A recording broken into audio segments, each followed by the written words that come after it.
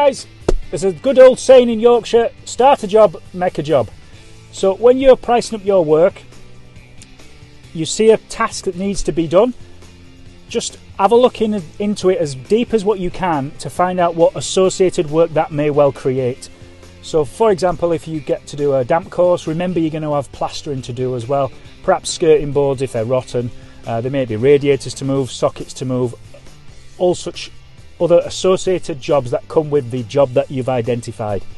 Another classic is changing your windows, and you may well need to do lintels as well, maybe some internal plaster work or tiling, something like that. So I'm telling you this because I've just come to a project this morning that a developer's ongoing with. She's had her windows done, and I'm going to say on the cheap, because they are cheap, they look nice. She's only paid £1,000 and had 3 windows done, which is real good value. But what that has done is you can see clearly that the window fitters have gone at this task like a bull at a gate, and it has created some more work and some more pain for this customer. I'm going to walk you around the job now, and just so you can see what has happened here. Okay, first thing I realised is I've just said that she's got good value here. No, she has not got good value.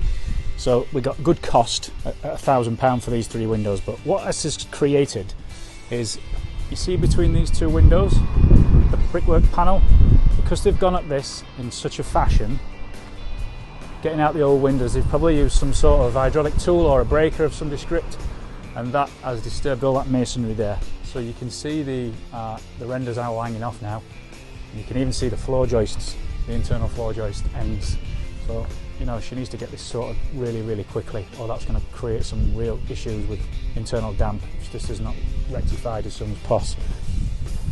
You can see the crack there, and you can see how much out of line that window is. Looking at that sill, how much that masonry between the 2 has moved. Yeah. So what's got to happen there is all that masonry is going to have to come down and be rebuilt and re-rendered. So it means it's just chew that she didn't need. This customer didn't need. They are good for 300 quid though, them. But each, yeah, 1,000 quid fitted. So they do look well. It's a shame about what's happened as a result. So I suppose this goes back to doing your due diligence on your contractor, which is covered in 2 of our models, and hopefully we're going to get this customer sorted out.